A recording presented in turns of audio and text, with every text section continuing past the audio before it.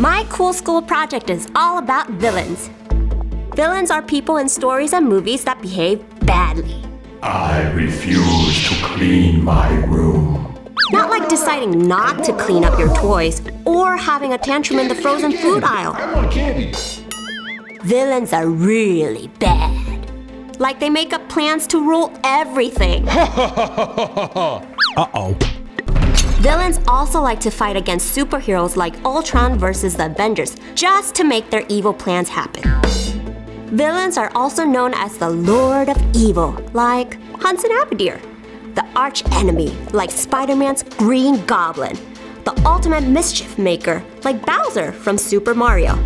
Or just plain old bad guys. Is everybody ready to be bad? Yep, if you need any kind of mayhem or destruction, you can count on a villain to do the job.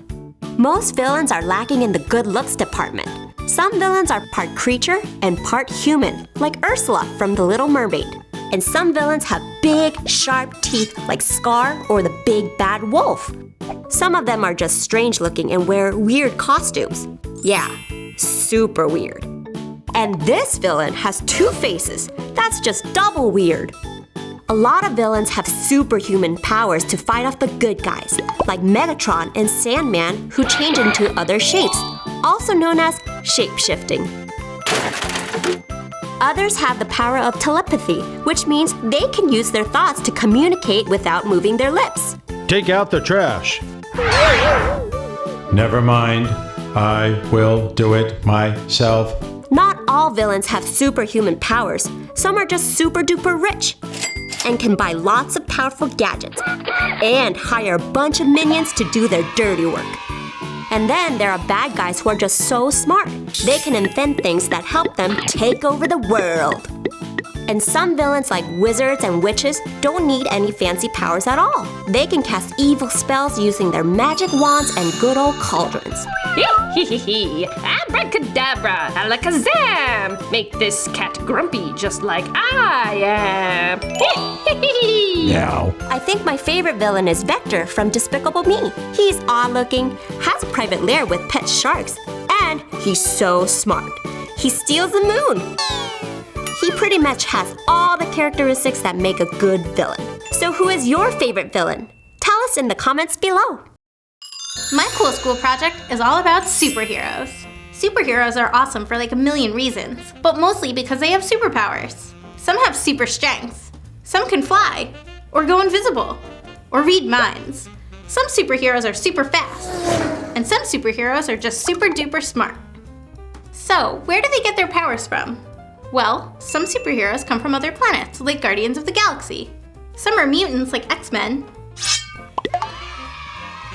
Some are radioactive, like Spiderman. Some are built, like Baymax and Iron Man. And some get their powers from their parents, like the Incredibles. Whole families of superheroes.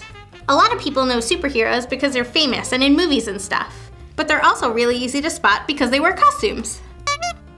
Superhero costumes usually have a cape or a symbol, or they have underwear on the outside of their pants. I don't know what's so super about that. A lot of superheroes have secret identities or a special disguise, so no one knows their superhero secret. Sometimes my grandpa wears glasses when he's reading, but the rest of the time he doesn't need them. Maybe he's a secret superhero. I'm up and away! Oh, my back. One thing every superhero needs is an arch nemesis. That means major enemy. Superman versus Lex Luthor, Spider-Man versus the Green Goblin, and Batman versus the Joker. Sometimes the superheroes team up and fight the bad guys together. Pow! Wham! Crush! Maybe instead of fighting, they should just talk to each other. Hey, I like your costume! Thanks!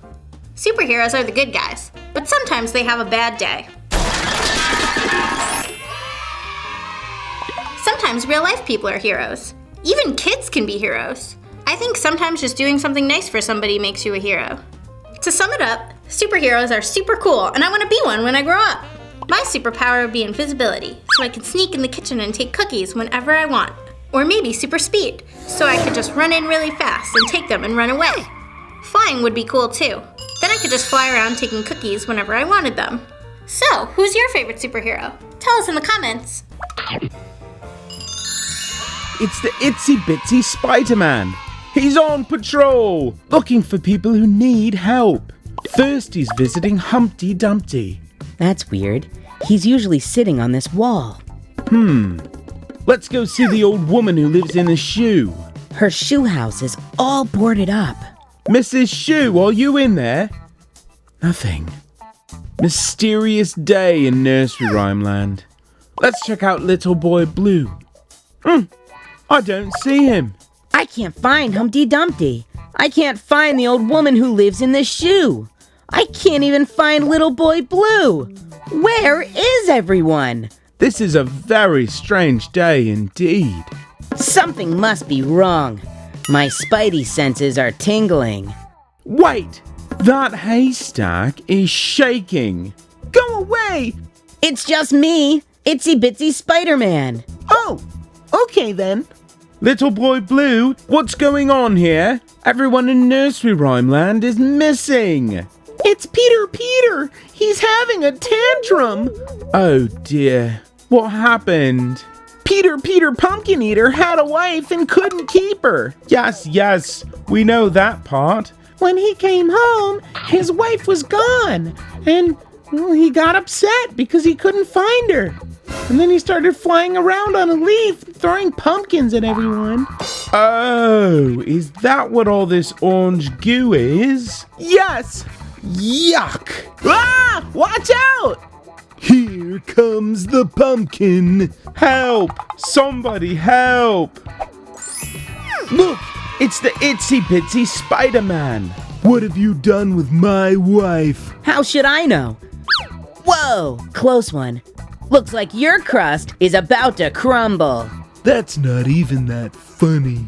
So then, Itsy Bitsy Spider-Man pointed past the goblin, Peter Pumpkin Eater, and said, Hey, there's your wife right now. Peter looked over his shoulder, turned his back to the Itsy Bitsy Spider-Man, which gave Spidey just enough time to spin a web around his feet and string him up in a tree, safe and sound. Your pumpkin throwing days are over. And just then, from around the side of the tree, came Peter Pumpkin Eater's wife. See, I told you not to worry. Where have you been? I've been looking all over for you. I told you I was having a lunch with Bo Peep. I see you every Saturday. Oh yeah. Sum it all up in a rhyming fashion.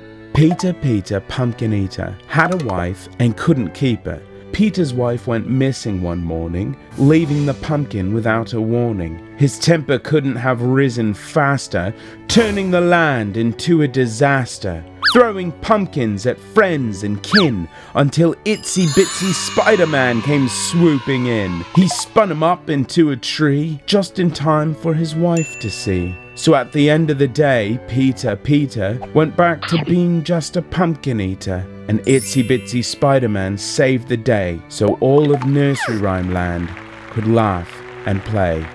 After cleaning up all the pumpkin muck, of course, which took a great few hours. Oh, I've got some in my beard. Doesn't taste half bad, you know. Delicious. This was so simple. It's just construction paper taped together here with his little bat mask that I just cut out of construction paper, and I glued on some googly eyes because, you know, Batman's just cuter when he has some googly eyes.